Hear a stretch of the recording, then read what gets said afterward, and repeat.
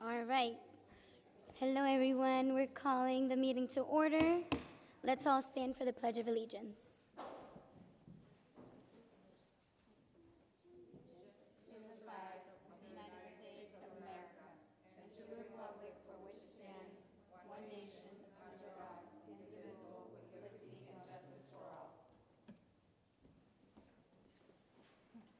Awesome. Do we have an approval for the minutes of the regular meeting on December 5th, enclosure A? I make a motion to accept the school committee minutes of December 5th. 2019. Awesome. Do we have any presentations today? No? And there are no presentations today. Awesome, thank you. I would like to invite the audience. We are currently in the public comments section. If you want to share anything, you have 4 minutes.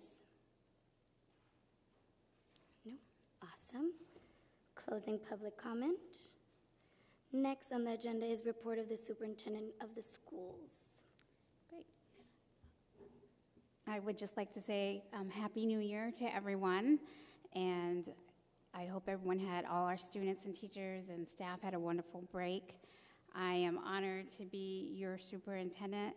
I have listened and learned for 5 months now, and there is just so many great things happening in Chelsea Public Schools, and I look forward to building on the successes so that way we can ensure that our students have a bright future and that they are prepared to be successful in the 21st century. So I want to thank you for this opportunity, and I am honored to be your superintendent. So without further ado, we will move on to our student achievement with Sarah Kent, our Assistant Superintendent for Curriculum and Instruction. Good evening. Welcome, new members. You should all have the indicators of success in front of you. This month's report is quite quick in that we only have monthly data, new data, and the mobility. So if you could start on page 3. About attendance, you can see that grades 1 through 8 are on track for our goal and all have a year-to-date attendance above 95%. Kindergarten and pre-K are very close with 93s, and we're still, again, working hard at the high school. We are a 0.5 percentage point lower than we were in November, and at 93.2% overall. If you could turn to page 6.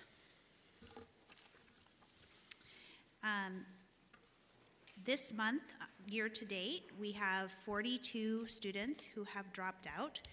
That is 2 more than last year, but as you can see from the chart in the middle of the page, we're improving from where we were from 2015 through 2018. We have had 10 students drop out this month. 2 more were regular education students, and 8 more were L students. So you can see that we're doing very well with regular education students. We're at only 0.92% of dropout, which is wonderful, but we are still struggling with our L students who are over 6.5%. For the details of who those 10 students were, or their demographics, please turn to page 7. Where you'll see that of the 10 students, it's spread pretty equally across the 4 grades, and they all have location unknown, which means that we were unable to ascertain from them what their plan was, or they left school and we don't know where they went. We were unable to catch up with them. On page 9 will be our last piece of data for tonight, is our mobility. And you can see that for the month of December, we had 9 more students move out than in. However, we did have 89 students either come or go. We have a 12.2% mobility rate year to date, and we've had 765 kids altogether move in or out. But net, we are up 191 students from when we started the year. And that's about 100 less than last year, as far as in and out. But overall, we are at 12.2, whereas last year at this time we were at 13.8. So it's a full point and a half below the mobility rate of last year, which is good. If you have any questions, I'd be happy to answer them at this time. So out of the 10 students who withdrew, location unknown for 10 of them, how often do we know? So it's hard. So if a student withdraws in a way, like sort of, it sounds awful, but announces that they're going to withdraw and talks to a guidance counselor about withdrawing, usually makes a plan, then we know. But if they just stop coming to school, you know, we don't know. Just out of curiosity, how, like this, in your experience, how often does that happen? I would say about 20 to 25% of the time we know what a kid is doing. But that's an estimate. And I also receive reports monthly, and what I do is I follow up with the principals and say, okay, here are the students that I have, and I will speak to the principal directly and say, okay, tell me the story. What do you know about this student? And so that's when I get the story, because we want to make sure that we're encouraging our students to stay in school as much as possible. Thank you. Any other questions? Thank you, Ms. Kent. Thanks. Next, we have the personnel update. Okay, in the back of, in your folder, in your paperwork, you'll see the personnel update. I am commending to the record. So, also, you will see the enrollment report, and that I'm commending that to the record as well. Awesome. Do we have any questions? Great. Thank you, Dr. Abeda. Next, we have the committee reports.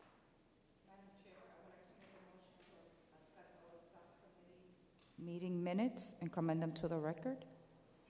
Awesome. Do I have a second? I second. Great.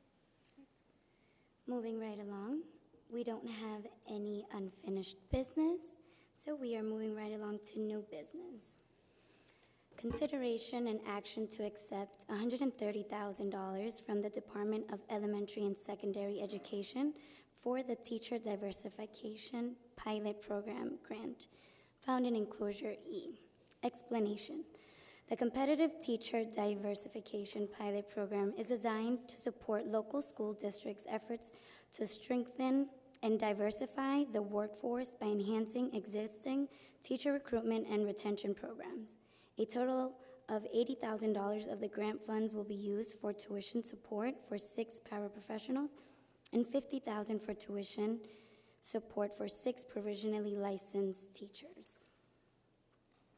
Massachusetts General Laws, Chapter 71, Section 37A, provides for the acceptance of grants for educational purposes only with the approval of the Chelsea School Committee. Roll call. Consideration and action to accept $130,000 from the Department of Elementary and Secondary Education for the Teacher Diversification Pilot Program Grant. Mr. Jimenez? Yes. Ms. Carlisle? Yes. Ms. Garcia? Yes. Ms. Enriquez? Yes. Ms. Velez? Yes. Ms. Hernandez? Yes. Ms. Santiago? Yes. Ms. Alfaro? Yes. Mr. Wilson? Yes. 9 votes in the affirmative, the motion carries. Do I have to repeat that? Okay. 9 in the affirmative, motion carries. Consideration and action to accept $5,423 excuse me, from the New England Aquarium as part of the Community Partnership for Resilience Project, Year 2, found in Enclosure F. Explanation. CPR is a project to empower youth and spark their involvement in local climate resilience work. The grant will fund a 13-week after-school program for grades 4 through 8, where students will explore scientific data to better understand climate change-related issues that affect Chelsea. Roll call. Consideration and action to accept $5,423 from the New England Aquarium as part of the Community Partnership for Resilience. Mr. Jimenez, Yes. Ms. Carlisle, Yes. Ms. Garcia, Yes. Ms. Henriquez, Ms. Velez, Yes. Ms. Hernandez, Yes. Ms. Santiago, Ms. Alfaro, Yes. Mr. Wilson. Yes. 9 votes in the affirmative, the motion carries. 9 in the affirmative, motion carries. Consideration and action to accept an increase for the Adult Basic Education ILP ABE grant for the 2019-2020 school year to $450,224, found in enclosure G. The explanation: the district has received notice that it will receive an additional $20,114 from the Massachusetts Department of Elementary and Secondary Education to support the intergenerational literacy program. The funds will be used for salaries for instructional and professional staff, supplies and materials, and other expenses in support of the program.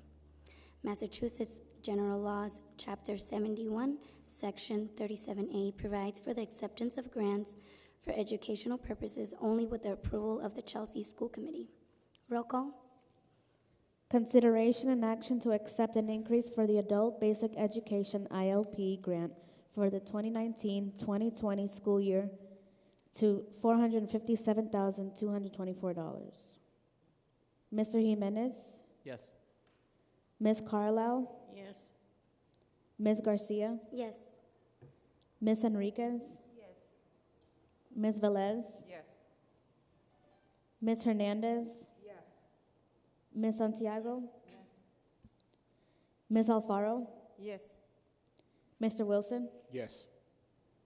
9 votes in the affirmative, the motion carries. 9 in the affirmative, motion carries.